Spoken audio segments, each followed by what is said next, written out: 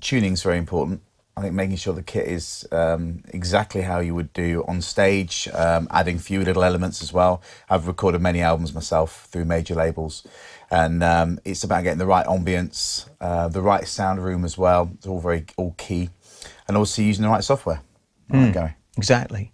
I mean, where we've got our studio in southwest France, it's in a barn, and so it's not very high because it's downstairs where we've got the drum room, the main drum room and everything, and but it's long, so it's got a lot of good room sound, and you know, again, doing it ourselves, it's just a case of practice, you know.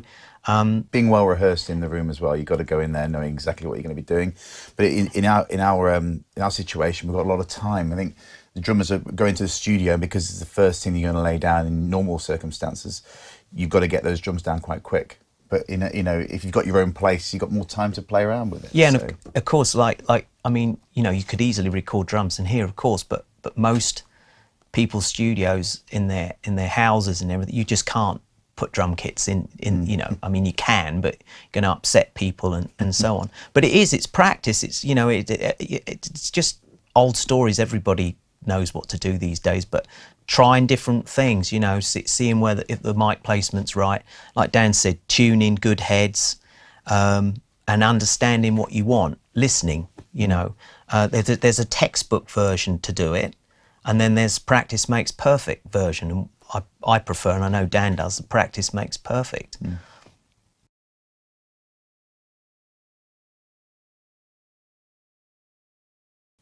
Room. Yeah. A lot of it's to do, well, Dan recently recorded an album in Monnow Valley in Wales, yeah. It's one of the greatest live rooms. I think there's so many Oasis have recorded there, Zeppelin, Sabbath. They say it's one of the best drum live rooms, and it's an incredible sound if it's recorded correctly. But it's not far from our studio, you know. It's still a great live room. Yeah, the room sound it's vital. It's really it's awesome because you know we've got some boundary mics that I use, the room mic in the middle. Put, you know, again, everybody does it. Microphone in the corridor, you know, get that real harsh sound, and then just blend the close mics in rather than have all the close mic sounds and blend in the rooms. I try and do it the other way around because you want that realer. I prefer that real sound. But then, of course, in a lot of situations, people want something that sounds more mechanical and closer and so on. So again, it's just playing around with things to get something that's different and stands out maybe and a bit unique. Well, I mean, there's a couple of guys I know who are, you know, right up there, who, you know, with mixing and producing, you know, big bands, and they do it different ways for different effect. You know, it's not rule of thumb again that, oh, you've got to have a great room sound, but if you've got a great room sound, you can always take the room sound off. you know, it's more difficult to add it, that, you know, if you haven't got it. But of course, some of the plugins now and some of the room sounds that you can get to add to you, it all works. It's the end result that you're looking for that you have to understand, you know.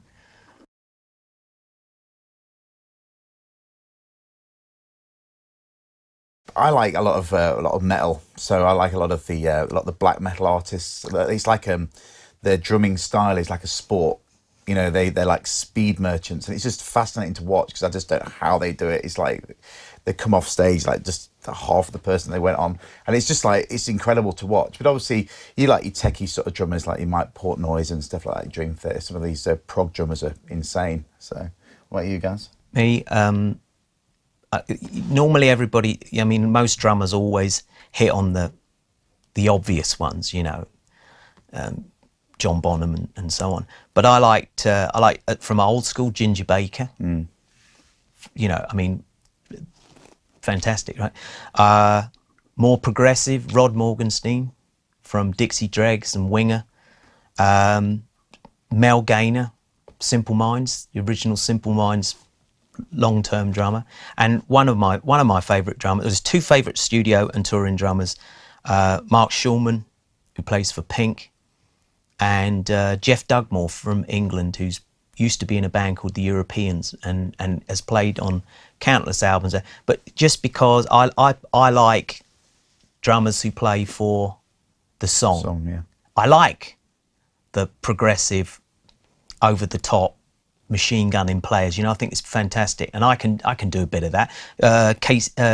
Casey Grillo from Camelot, who's from a band Camelot now on tour with Queensryche, awesome double kick drum player. But I like the drummers who play for the songs, you know, with the groove.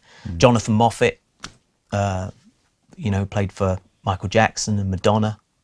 Ferocious drummer, but just lays it down right on that almost machine-like beat, you know.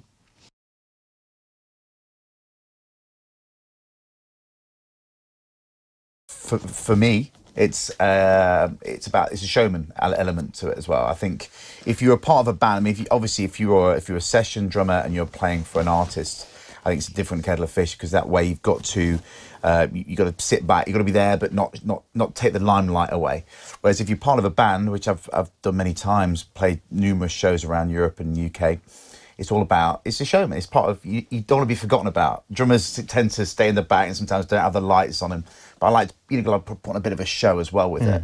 And with the studio, you know, you can, stop, let's do that again. And you've got to be well rehearsed. I think drummers learn their craft on stage, because that's where you got split seconds to make quick decisions if something happens. Because with drums, you got so many pieces of kit that can go wrong, right? Cymbals can drop, sticks can break, skins can whatever.